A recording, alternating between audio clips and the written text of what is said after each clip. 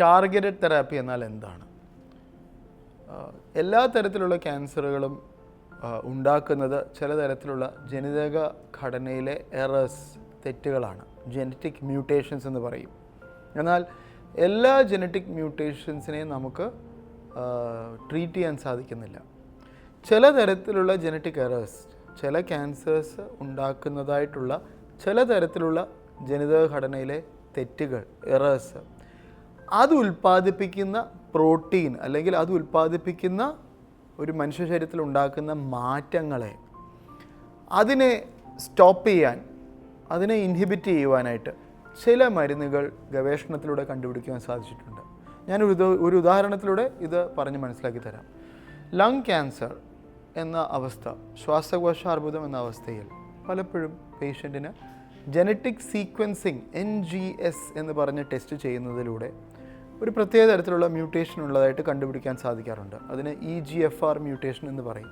ഒരു ഉദാഹരണം പറയുകയാണെങ്കിൽ, ആ EGFR മ്യൂട്ടേഷൻ ഒരു വ്യക്തിയുടെ ശരീരത്തിൽ ഉണ്ടാകുമ്പോൾ അതിലൂടെ ഒരു അബറൻറ്റ് പ്രോട്ടീൻ, ഒരു തെറ്റുള്ള ഫങ്ഷനിങ് മോശമായ രീതിയിൽ ഉള്ള ഒരു പ്രോട്ടീൻ ഉൽപ്പാദിപ്പിക്കപ്പെടുന്നു. ഈ പ്രോട്ടീൻ പോയി ശരീരത്തിലെ കോശങ്ങളോട് വളരാനായിട്ട് സിഗ്നൽ ചെയ്യുന്നു. വളരുക, ജസ്റ്റ് ഗ്രോ എന്ന് സിഗ്നൽ ചെയ്യുന്നു. ഇതാണ് ക്യാൻസർ ഉണ്ടാകുന്നത് കാരണം.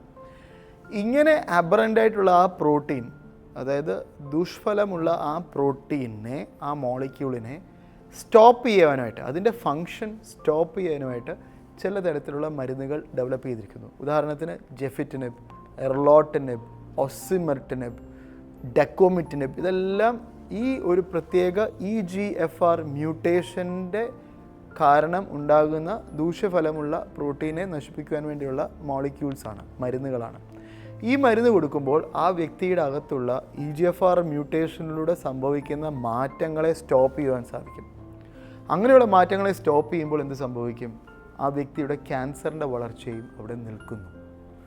ഇങ്ങനെ വളരെ ക്ലിയറായിട്ട്, വളരെ പ്രിസൈസായിട്ട്, സൂക്ഷ്മമായിട്ട് ശരീരത്തിലെ ഒരു പ്രത്യേക രോഗത്തിൻ്റെ അവസ്ഥയ്ക്കുണ്ടാകുന്ന കാരണത്തെ തേടിപ്പിടിച്ച് അതിനെ സ്റ്റോപ്പ് ചെയ്യുന്നതിലൂടെയുള്ള രോഗ ചികിത്സയ്ക്ക് പറയുന്ന പേരാണ് ടാർഗറ്റഡ് തെറാപ്പി.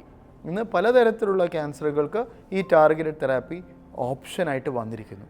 പക്ഷെങ്കിൽ ടാർഗറ്റഡ് തെറാപ്പി ചെയ്താൽ ഗുണമുണ്ടോ എന്നറിയുന്നതിന് മുന്നോടിയായിട്ട് ചെയ്യേണ്ട ടെസ്റ്റാണ് ജനറ്റിക് സീക്വൻസിങ് അഥവാ NGS ടെസ്റ്റ്. ഈ ടെസ്റ്റിൻ്റെ കോസ്റ്റ് കുറയുന്നുണ്ടെങ്കിലും അത് ചെയ്ത് അതിൻ്റെ റിസൾട്ട് കിട്ടുവാനായിട്ട് ഏകദേശം 2 മുതൽ 4 ആഴ്ച വരെ സമയമെടുക്കും എന്നുള്ളതാണ് അതിൻ്റെ ഒരു മറുവശം. ടാർഗറ്റഡ് തെറാപ്പിയിലൂടെ ധാരാളം രോഗികളുടെ രോഗാവസ്ഥ മാറ്റുവാനും സ്റ്റേജ് 4 ആയാൽ പോലും അതീവ ഗുരുതരമായ സ്റ്റേജിലെത്തിയ രോഗികളെ പോലും ചികിത്സിച്ച് ഭേദമാക്കുവാനായിട്ട് കഴിയുന്ന ഒരു കാര്യത്തിലേക്ക് ഇന്ന് ശാസ്ത്ര സമൂഹം എത്തിയിരിക്കുന്നു.